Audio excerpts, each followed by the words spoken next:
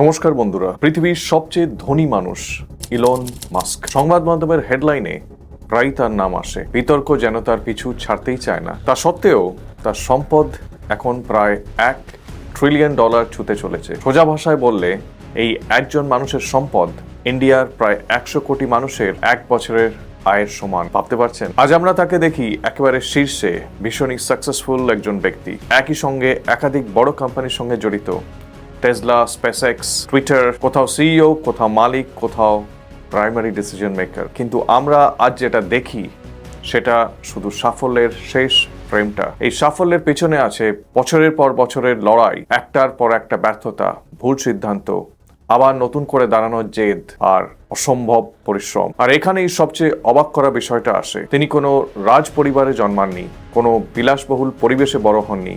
তিনি বড় হয়েছেন ঠিক আমার আপনার মতোই একটা সাধারণ মধ্যবিত্ত পরিবারে। তার প্রশ্নটা খুব স্বাভাবিক, একজন সাধারণ মানুষ কিভাবে শূন্য থেকে শুরু করে এমন বিপুল পরিমাণ সম্পদ তৈরি করলেন যেটা বেশিরভাগ মানুষ কল্পনাও করতে পারে না। এই প্রশ্নটার উত্তর খুঁজতে গেলে আমাদের একদম শুরুতে ফিরে যেতে হবে। 1971 সাল, সাউথ আফ্রিকার প্রিটোরিয়া শহর।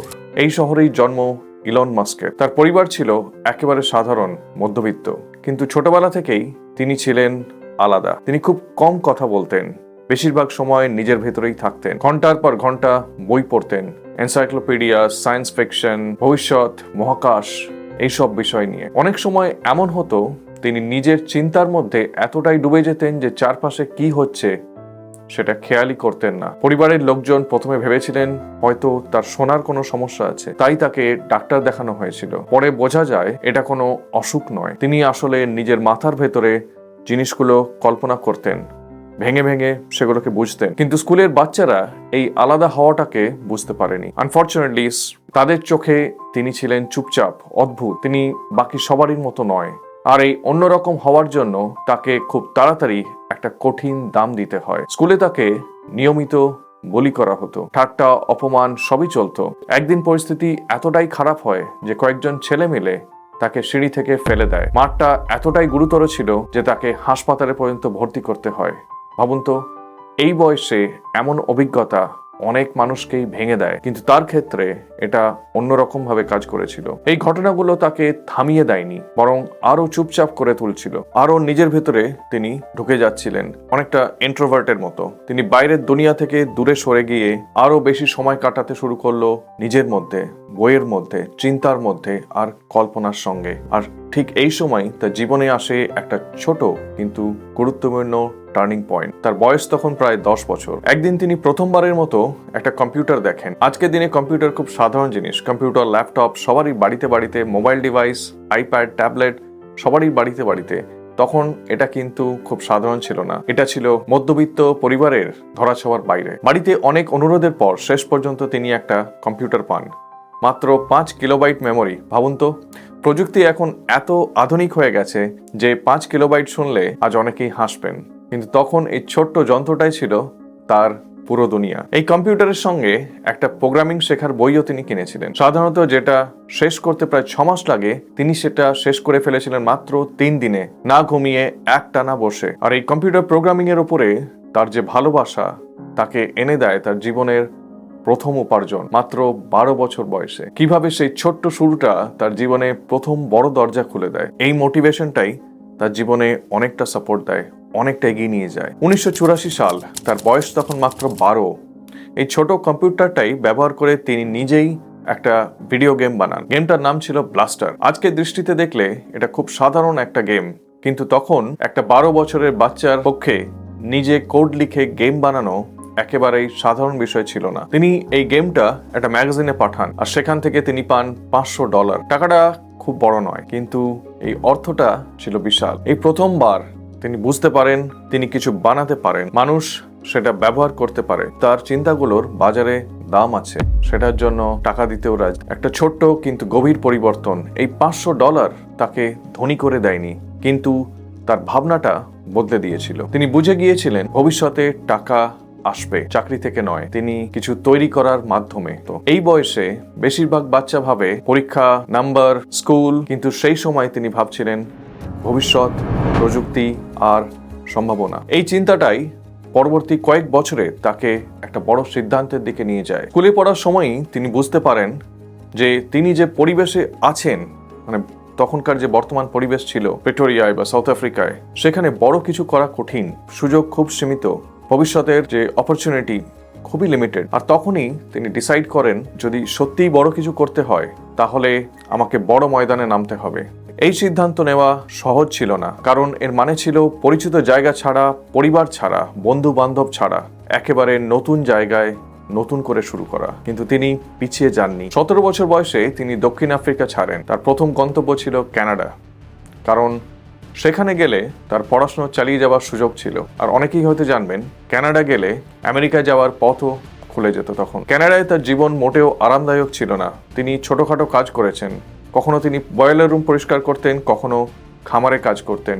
এখানে আবার তিনি শূন্য থেকে শুরু করেছিলেন, কিন্তু এই শূন্যটাই তার কাছে কিন্তু নতুন ছিল না, কারণ তিনি জানতেন যদি লক্ষ্য পরিষ্কার থাকে তাহলে কষ্টটা সাময়িক। এখানে যদি আপনি দেখেন যে আমাদের লাইফেও, নিজেদের লাইফেও অনেক সময় এমন বাধা সৃষ্টি হয়, এমন বাধা আসে, আমাদের সেগুলো পরিবর্তনের দিকে ঠেলে, আবার নতুন করে শুরু করতে পুশ করে। আর এই জিনিসটা কিন্তু দেখবেন পজিটিভলি অনেক সময় লাইফকে হেল্প করে। কানাডায় কিছুদিন কাটানোর পর তিনি পৌঁছান আমেরিকায়, আর সেখানেই একটা বড় সিদ্ধান্ত নেন যেটা বেশিরভাগ মানুষ নিতে সাহস পায় না। আর এই সিদ্ধান্তটাই তার জীবনকে পুরোপুরি অন্যদিকে ঘুরিয়ে দেয়। ঝুঁকি, সিদ্ধান্ত আর প্রথম বড় ফল, এই জায়গাটার একটা আলাদা শক্তি ছিল। এখানে নতুন আইডিয়া জন্মায়, এখানে ঝুঁকি নেওয়াকে পাগলামি নয়, অপরচুনিটি হিসেবে দেখে। তিনি ভর্তি হন স্ট্যানফোর্ড ইউনিভার্সিটিতে। বিষয় ছিল এনার্জি ফিজিক্স আর ম্যাটেরিয়াল সায়েন্স। কিন্তু এখানে একটা জিনিস লক্ষ্য করার মতো, তিনি ক্লাসে বসে ভাবছিলেন পাঠ্য বইয়ের চেয়ে বাইরের দুনিয়ায় তখন অনেক বড় কিছু ঘটছে। এখন যেমন ধীরে ধীরে মানুষের জীবনে এআই ঢুকছে, তখন মানুষের জীবনে আস্তে আস্তে ইন্টারনেট ঢুকছিল, ইনফ্যাক্ট ইন্টারনেট ঢুকতে শুরু করছিল। কিন্তু তখনও বেশিরভাগ ব্যবসা চলতো কাগজের ডিরেক্টরি আর মানচিত্রে। এরকম গুগল ম্যাপস ছিল না, আমাদের কোনো কন্ট্যাক্টস খুঁজলেই গুগলে পাওয়া যেত না। এই জায়গায় তিনি একটা গ্যাপ দেখতে পান, আর মাত্র 2 দিনের মধ্যেই তিনি স্ট্যানফোর্ড ছেড়ে দেওয়ার সিদ্ধান্ত নেন। এই সিদ্ধান্তটা শুনলে সহজ লাগে, কিন্তু বাস্তবে এটা ছিল ভীষণই ঝুঁকিপূর্ণ, কারণ এর মানে নিশ্চিত পথ ছেড়ে অনিশ্চিত পথে হাঁটা। রিস্ক আছে, কমফর্ট জোন থেকে বেরিয়ে আসা কিন্তু সহজ নয়। যারা এই পথ দিয়ে গেছেন তারা বুঝতে পারবেন। কিন্তু তিনি জানতেন সময়টাই সবচেয়ে গুরুত্বপূর্ণ। সেজন্যই মনে রাখবেন যে সময় হচ্ছে আমাদের সব থেকে ইম্পর্টেন্ট অ্যাসেট। প্রথম বড় পরীক্ষা স্ট্যানফোর্ড ছাড়ার পর তিনি আর তার ভাই কিম্বল একসাথে একটা কোম্পানি শুরু করেন, নাম দেন Zip2। আইডিয়াটা ছিল খুব সাধারণ, লোকাল ব্যবসাগুলো তথ্য অনলাইনে এনে মানুষকে সহজে খুঁজে পাওয়ার সুযোগ দেয়। আজ শুনলে খুব সাধারণ লাগে, কিন্তু তখন এটা ছিল একেবারে নতুন ভাবনা। শুরুর দিনগুলো মোটেও সহজ ছিল না। তারা ছোট একটা অ্যাপার্টমেন্টে থাকতেন, দিন রাত কাজ চলতো। তিনি কোড লিখতেন আর তার ভাই দোকানে দোকানে গিয়ে ব্যবসায়ীদের সেগুলো বোঝাতেন। অনেক সময় টাকা বাঁচানোর জন্য তারা অফিসেই ঘুমিয়ে পড়তেন। এই সময়ে তিনি একটা গুরুত্বপূর্ণ জিনিস শিখে ফেলেছিলেন, শুধু আইডিয়া থাকলেই হয় না, আইডিয়া তো অনেকের আছে, সেই আইডিয়াটাকে দাঁড় করাতে ধৈর্য আর সহ্য শক্তি দরকার। ধীরে ধীরে Zip2 বড় হতে শুরু করে। আইডিয়াটাকে তিনি এক্সিকিউট করতে শুরু করলেন। আস্তে আস্তে ক্লায়েন্ট আসে, বিনিয়োগ আসে, ইনভেস্টমেন্ট আসে। তো এইভাবে Zip2 বড় হতে শুরু করে। 1999 সাল, এই সময় একটা বড় ঘটনা ঘটে। একটি বড় কোম্পানি Zip2কে কিনে নেয়। এই ডিল থেকে তিনি পান $22 মিলিয়ন।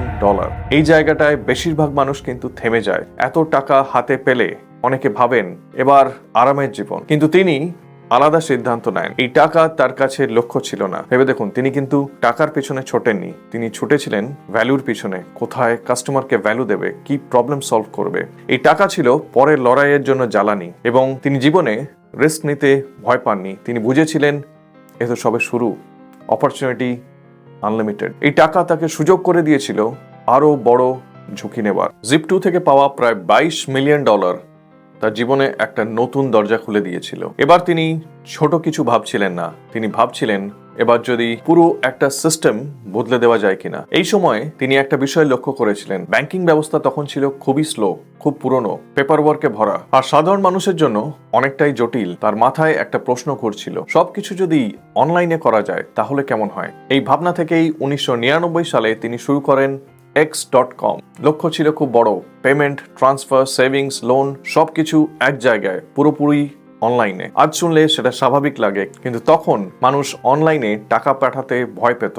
এই সমস্যার সমাধানে তিনি একটা ভীষণই সাহসী সিদ্ধান্ত নেন। নতুন যারা ইউজার্স তাদেরকে তিনি ফ্রি টাকা দেওয়া শুরু করেন। সাইন আপ করলে টাকা, বন্ধুদের রেফার করলে আরো টাকা, একটা নেটওয়ার্ক সৃষ্টি করলেন। এই কৌশলটা কাজ করে যায়। খুব অল্প সময়ের মধ্যেই x.com এর ইউজার্সরা হু করে বাড়তে থাকে। ঠিক এই সময় আরেকটা কোম্পানি একই সমস্যার সমাধান করছিল।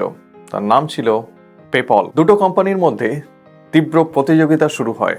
শেষ পর্যন্ত সবাই বুঝে যায় এই লড়াই চালিয়ে গেলে দুপক্ষেরই ক্ষতি। তাই 2000 সালে x.com আর পেপল একসাথে মিলে যায়। নতুন কোম্পানির সিইও হন ইলন মাস্ক। কিন্তু সমস্যাটা শুরু হয় এখান থেকেই। তিনি কাজের ব্যাপারে খুবই কঠোর ছিলেন, খুব দ্রুত ফল চাইতেন। অনেক সময় সহকর্মীদের সাথে তার মতের মিল হতো না। কোম্পানির ভেতরে মতবিরোধ বাড়তে থাকে। এই সময়ে তিনি তার ব্যক্তিগত জীবনে একটা বড় পরিবর্তনের মধ্যে দিয়ে যাচ্ছিলেন। তিনি বিয়ে করেন এবং হানিমুনে যান। আর ঠিক সেই সুযোগেই পেপলের বোর্ড একটা সিদ্ধান্ত নেয়। তারা ইলন মাস্ককে সিইও পদ থেকে সরিয়ে দেয়। ভেবে দেখুন, এটা একটা বিরাট বড় ধাক্কা। এই ঘটনাটা যে কোনো মানুষকে ভেঙে দিতে পারে। নিজের তৈরি করা কোম্পানি, নিজের স্বপ্ন, আর সেখান থেকেই তাকে সরিয়ে দেওয়া হচ্ছে। অনেকের সাথে কিন্তু এটা হয়েছেন। স্টিভ জবসের কথা মনে রাখবেন, তাকেও কিন্তু অ্যাপল থেকে সরিয়ে দেওয়া হয়েছিল। কিন্তু এখানে তিনি একটা অত্যন্ত গুরুত্বপূর্ণ সিদ্ধান্ত নেন। তিনি ঝগড়া করেননি, তিনি কোম্পানি ছেড়েও দেননি। তিনি শুধু একটাই কাজ করে গেছিলেন, নিজের শেয়ার ধরে রেখেছিলেন।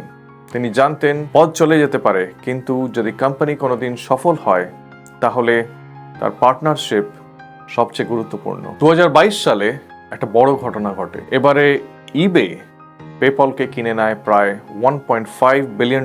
এই ডিল থেকে তিনি পান প্রায় $180 মিলিয়ন।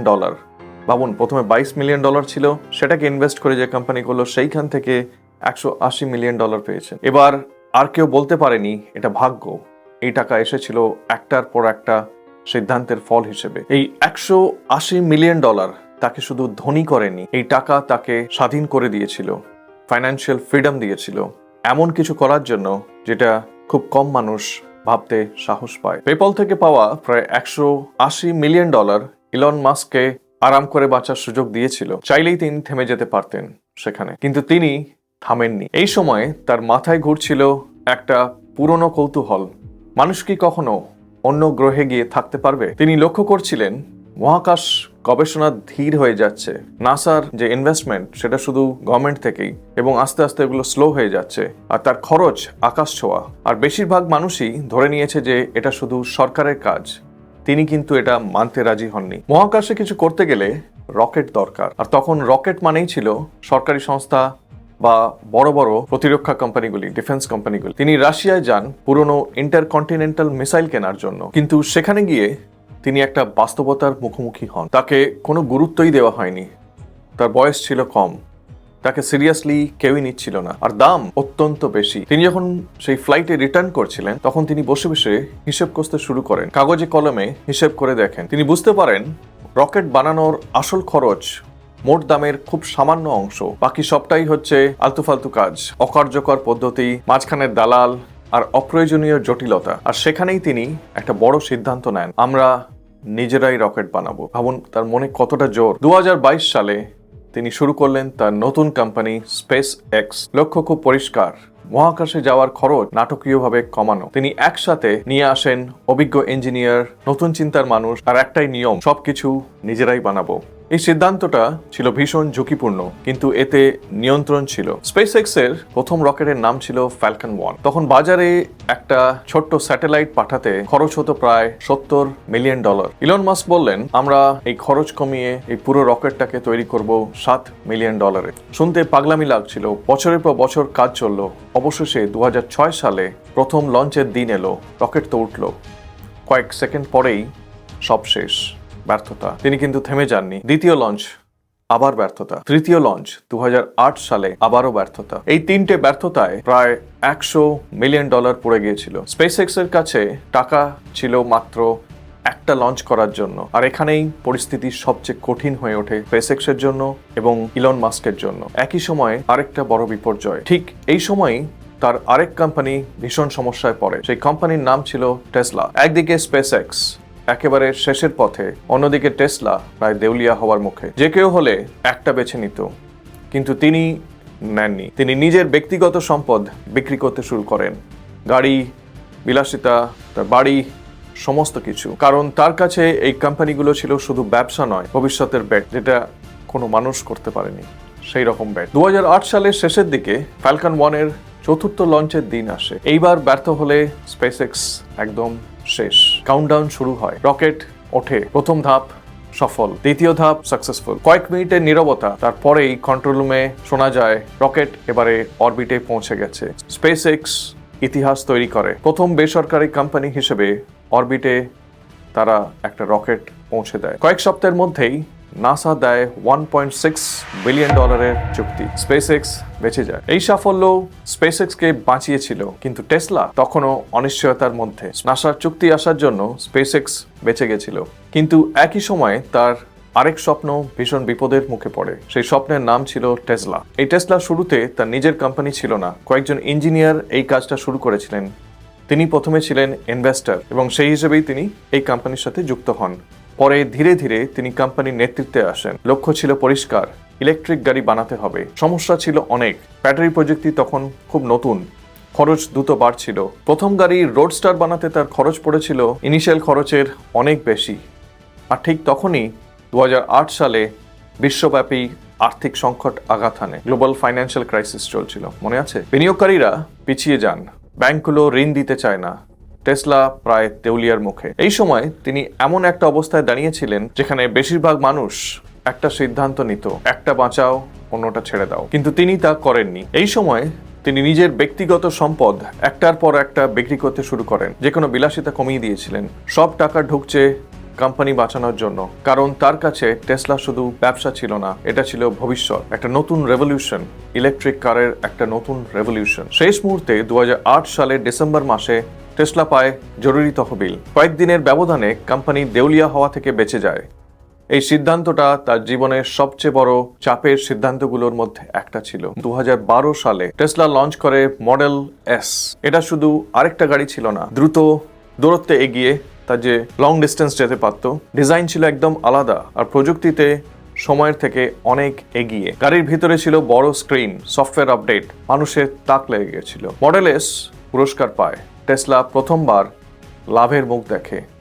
এখান থেকেই একটা জিনিস পরিষ্কার হয়ে যায়, ইলেকট্রিক গাড়ি সত্যি একটা রিয়ালিটি। টেসলা ঘুরে দাঁড়িয়েছিল, স্পেসএক্সও এগোচ্ছিল। এই দুই কোম্পানি একসাথে তার সম্পদের যে ভ্যালু সেটা আরো দ্রুত বাড়াতে শুরু করে।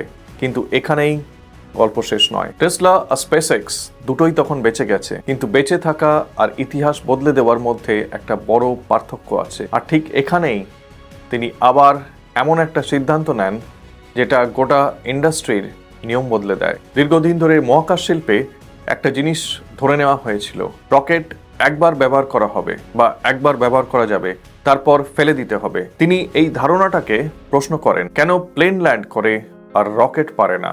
এই প্রশ্ন থেকেই স্পেসএক্স শুরু করে রিইউজেবল রকেটের কাজ। মানে যে রকেটটা স্পেসে যাচ্ছে সেটা আবার ফিরে আসবে, ঠিক প্লেন যেমন ল্যান্ড করে রকেটও ঠিক সেই রকম ল্যান্ড করবে। এইটা তার আইডিয়া ছিল। 2015 সালে বিশ্ব প্রথমবার দেখে একটা রকেট মহাকাশে গিয়ে কিভাবে আবার পৃথিবীতে ফিরে এসে ঠিক একদম সোজা দাঁড়িয়ে যায়, ল্যান্ড করে বা সোজাভাবে ল্যান্ড করে। এই মুহূর্তটা শুধু প্রযুক্তিগতভাবে সাফল্য ছিল না, এটা ছিল একটা খরচের রেভলিউশন।